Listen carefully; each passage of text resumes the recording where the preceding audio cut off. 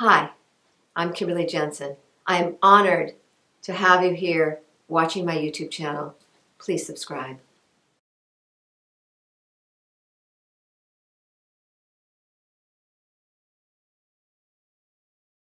Yes. I want to welcome G. Charles Wright to our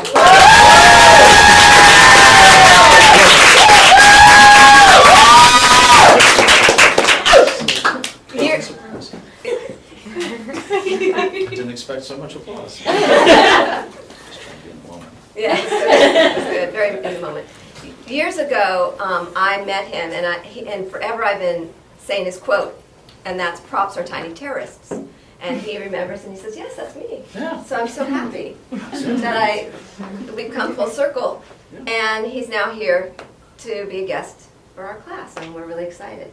And so I want to start with why don't you tell us a little about your career? Oh, okay. Well, when I met you, it must have been right towards the beginning of, I probably had been doing this maybe a couple of years, maybe 3 years, because I was doing it for about 3 years before I started going out into the wild to meet people and working as a casting associate.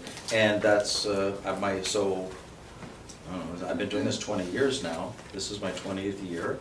So do you have any pet peeves? I would say my biggest pet peeve is I have a few. Some of them don't concern you. These would be just, there's a lot of pet peeves, a lot of issues working. I mean in general, but in regards to casting, there are some that don't concern you as actors that have nothing to do with the actor-casting relationship. There are pet peeves I have involving some of the things I have to do.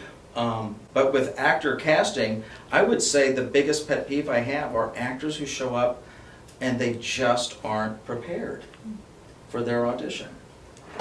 That's usually my biggest pet peeve. And for you, what does prepared mean? It doesn't mean being perfect for the role, because most of the auditions you go on, you're probably not perfect for, right? You get right? Most of the auditions you get, you look at it and you think, okay. It's about how you prepare that material well to show that at least I see something that I can use. Oh, good actor. Not right for this part, but I could see bringing them back for this kind of thing or this kind of thing. So one of the things I'm able to spot is if you're a good actor, or if you're or not a good actor, even if you're not right for the role. My pet peeve would really just be people who don't come in prepared, have a lousy attitude, that kind of thing. That's my big pet peeve, because sometimes you'll see someone who's just physically so right based on what I've been told to look for, and I don't have it. And an audition is not a coaching, it's not an acting class, so there's only so many adjustments or notes that I can give you, and if you're not in the ballpark, I'm probably not even going to give you, I don't have any adjustments I can give you. You got to be in the ballpark for me to be able to give you direction. So I think really a lot of people come in, I think, with a fatalistic approach to their auditions, which probably comes from the fact that at one time or another you booked a role that you didn't prepare very well for. And then you think, oh, that's the trick. Just don't prepare for it. Don't work on the material before I go in. That's how I booked this last job. Probably booked that job because that role is so intrinsically what you do that it's second nature. It's what you perform in your sleep. So those are good roles for you. But you still have to put the work in before an audition, and that I see a lot of people just coming in. And I mean with CAA, UTA, William Morris, Gersh, with Innovative, with big agencies who still come in, and you're like, how'd you get here? What? So that's my big pet peeve. What do you look for in an actor? I look for there's the specifics to a role. So if I'm casting a particular role, I'm obviously looking for people who kind of embody that. But overall, I'm not only anytime I'm auditioning someone for a role, I'm always kind of auditioning them for the future too.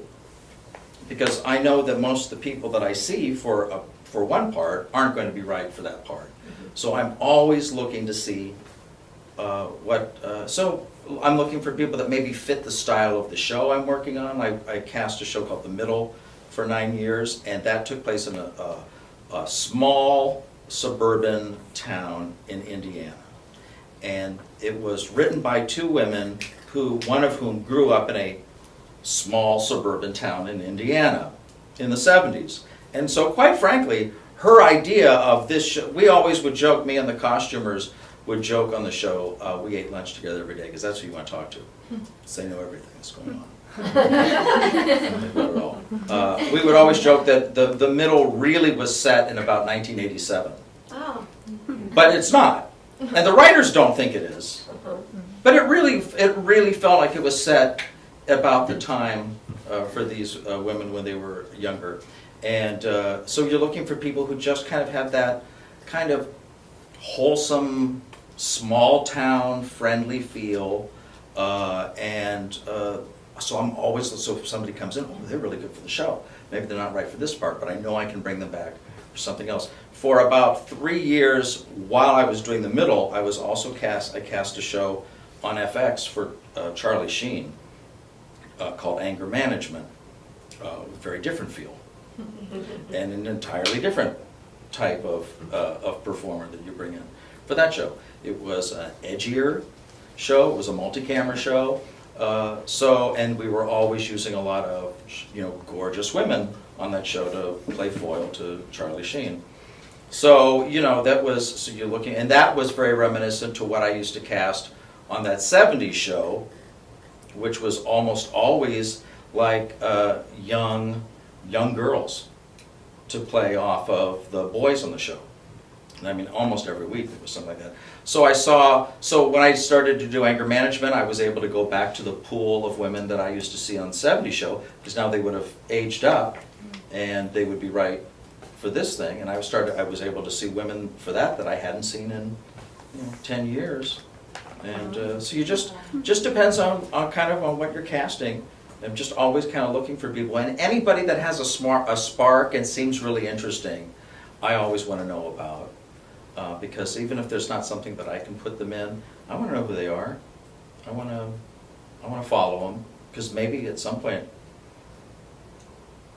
we'll have something for them. So wonderful. Yeah. It's wonderful. There's a lot more. What do you think of self-tapes? Oh, I love self-tapes. When I did a pilot with Julie Gale, who you know. We did a pilot last year it was a spin-off of The Middle that focused on Sue Heck. And we had self-tapes. I mean, we were watching self-tapes every day.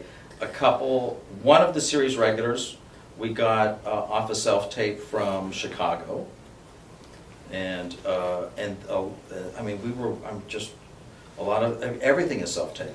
With the writers of the Middle, who also wrote the Sue Heck pilot, they are still very old school, so we would run our sessions live. Our producer sessions would be live in the room with the writers and the director every week. So even if I had a self-tape of somebody, they still preferred to see people live in the room. If they couldn't find anybody that way, maybe I could show them a self-tape, but they weren't particularly keen on it. But almost everything nowadays seems to be self-tapes, and then if they like your self-tape, maybe they bring you in, and then they tape you again, and then they show that tape to the producers. So it's all changing. Do you have any advice for self-tapes? Yeah, I do have some advice for self-tapes. Don't overthink them. Don't try to make them look like a movie. As long as you've got, I've seen self-tapes that people have done off of their iPhones that look perfectly good. As long as you've got good lighting, you can buy those ring lights. They're very cheap, and they light you beautifully. And as long as you have a simple, kind of nondescript background behind you, and not a lot of people running around, you're in good shape. As long as we can see you and hear you. I think people spend too much money going out to get self-taped and spending a lot of money on them, and the truth is most of the time you just do it yourself. What do you think when somebody doesn't have a reader with them? Oh, you need to have a reader. Before I'm going to open up to Q&A, but Yeah. anything else you'd like to tell me or say? I don't know. I don't think so. I think I've gone on enough. Let's see what they have to answer. Who has a question? Do you give notes or adjustments to the person if you see them as prepared but may not look the role? Yes. And what's your name? Santion. What? Santion. Santion. Okay, good. So Santion, yeah, absolutely. I give notes to people if they don't look the role, as long as they seem to be prepared. Primarily because that's my opportunity to gauge how good of an actor you are. Because I write notes to myself. So I'll write notes on my session sheet and talk about what else I could bring you in for, and that kind of thing. So I absolutely do give notes. Yeah. Madison, hi. So sometimes you get a call last minute to go into an audition and you don't have a ton of time to prepare. Yeah. So what kind of do you think an actor should focus on in that short period of time? Well, I know your name is Madison, but do you mind if I call you Santion? Sure. It's a new name for me, and I really want to get it down. I like So Santion. The more you practice auditioning, the better you get at it. You need to get yourself to a place where you can go over that material and do all the things you need to do with it fast. The one thing I would tell you not to worry about in a situation where you have very little time to prepare is don't worry about getting off book. Really, really use your sides. If you haven't had a lot of time to prepare and you go in, let's say it's a same-day audition, which would be very little time, the casting people know that it was a same-day audition and you had very little time. So their expectation is already in some regards a little lower, and use your sides. Don't try to stay off of them. That would be my my suggestion. Thank you. Hi, my name is Alba Marina. Alba Marina? Okay. Santion has just been retired. Yes, Alba Marina. And I was wondering if you like to go to shows or like events that actors are a part of. Oh, absolutely not. Next question. Yeah, I do. I go. I go to shows a lot. I think I go to shows a lot. I don't know that I go a lot, to be honest with you. To be honest with you, Alba Marina, I don't like to leave my house. But I do go out. I'd say I go see something about once or twice a month. I see a show. Typically, I wind up seeing stuff where I already know someone in it, and then the benefit is I don't know anyone else. And so I get to discover people that are new to me. But yeah, I do go to stuff, absolutely. So I find that sometimes I'll get sides that I think are kind of the type I would be expected to be, and then but I know it's important to also stand out a bit and be unique, and so sometimes I'll kind of put a lot of pressure on going outside of that, outside of what I think I was picked for and what I think they want. Do you think it's more important to stay in what I think that they want, or is it more important to do that, be that uniqueness and stand out, even if maybe it's not exactly kind of what they may be going for? Yeah, so let's break it down. If you get sides for something and it feels like exactly what you play and you're clear on what the message is here, why wouldn't you just do that? That's what you should do. Okay. Here's the catch. Everybody's always worried about standing out at your audition. And the real truth is, from an acting perspective, is that you will stand out with your own uniqueness, because if the two of you went in for the same role, you would not do it the same way, right? Because you're not the same person. So I think as an actor, you have to be really comfortable with who you are first before you can really be comfortable performing any of these characters. Otherwise, I do think people tend to overanalyze it and do something that is not right for it. That's my philosophy on it. You'll hear a lot that it's important that you make strong choices and you stand out, which are all true. Right. But it has been my experience that what really stands out are the people who come in and perform this stuff with a commitment and with confidence, and they get it. Totally. Yeah. Cool. And your new name is Alba Marina. I don't know what your name is. That's it. What's your name? Nicole. Yeah, it's Alba. I'm Alba Marina. Thank you. And Santion. My question is, so if you do a self-tape or something versus going in, like sometimes I like to go in and if it's like a character and you're rugged, I like to dress up a little rugged. Mhm. But if it's a self-tape and you're rugged, Mhm. is that okay still? Because you don't get to see me as a normal person. Yeah. You just go straight into it. Yeah, I guess if you're really concerned about that, maybe do a slate. A slate that is out of that ruggedness, Okay. and then go put your costume on and then do that. Cool. That- And that's not the prop. That's a tiny terrorist. If you. Well, that's costuming, right? Yeah. I would encourage you to always dress to suggest the character. Some people, some producers, they get real weird if you're too costumed. But definitely to suggest it, I think is great.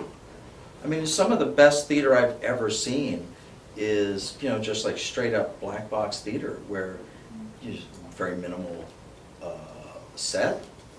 Everyone's just kind of in black or some sort of just neutral outfit, and they still make you believe the scene.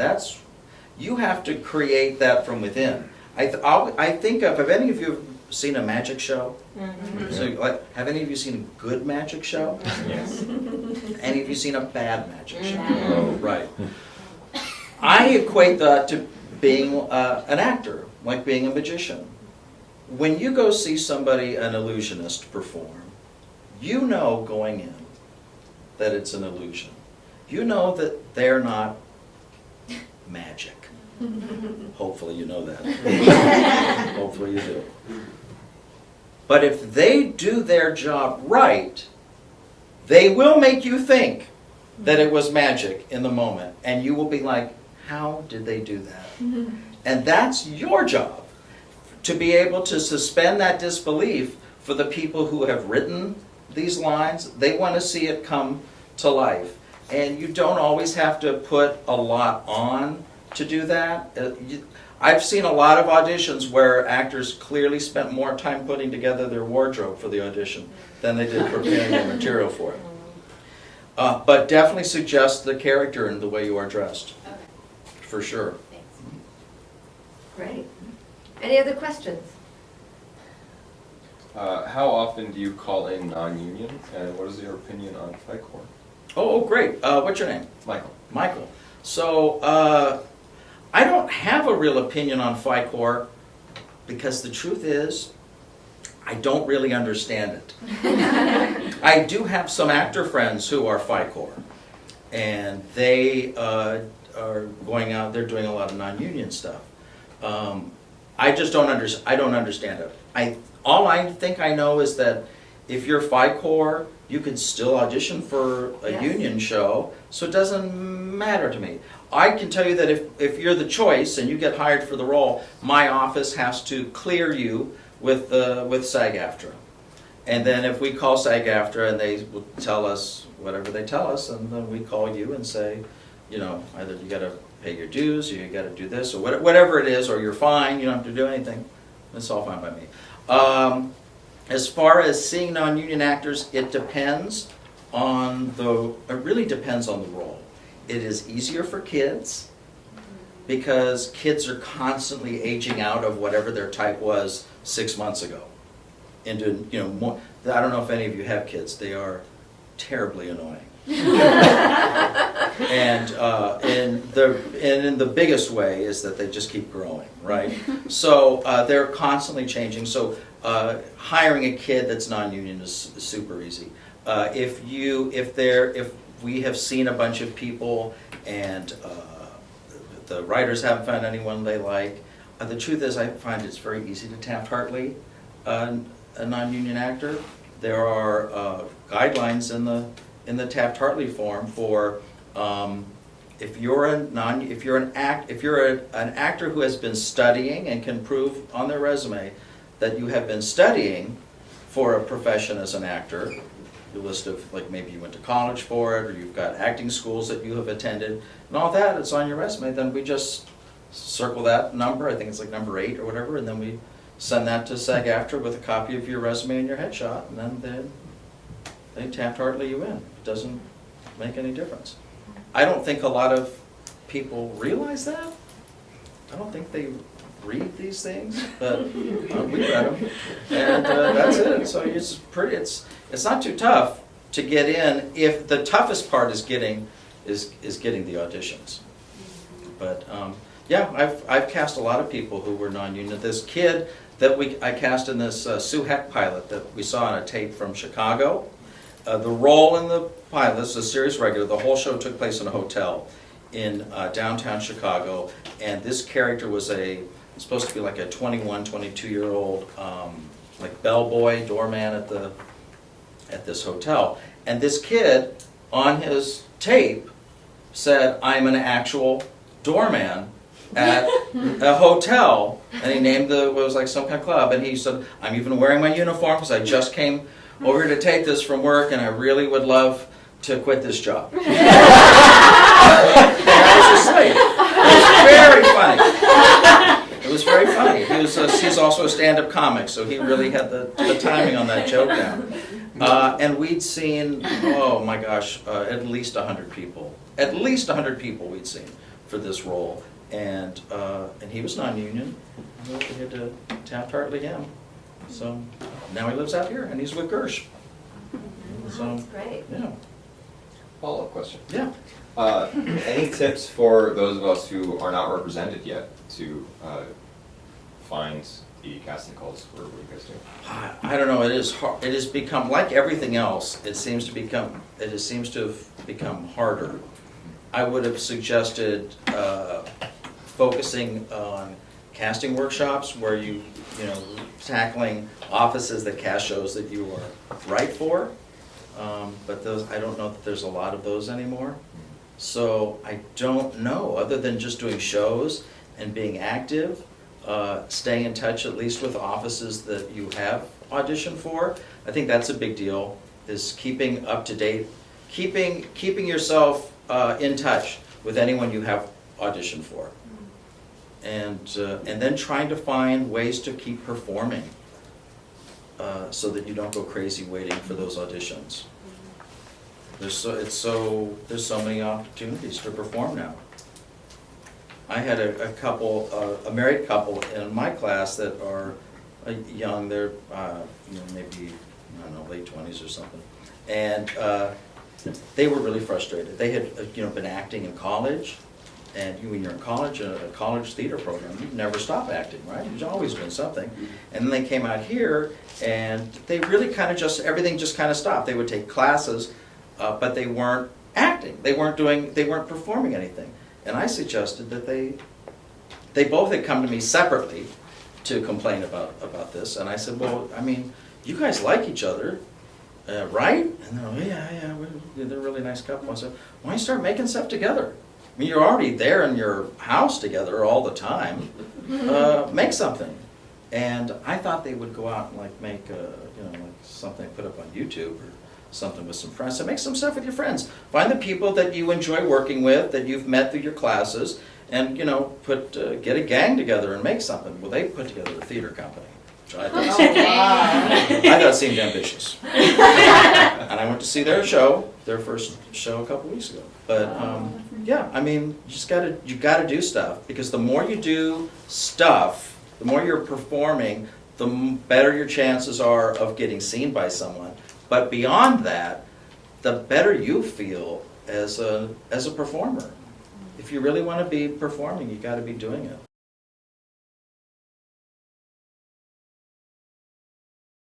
Take the journey, and please subscribe.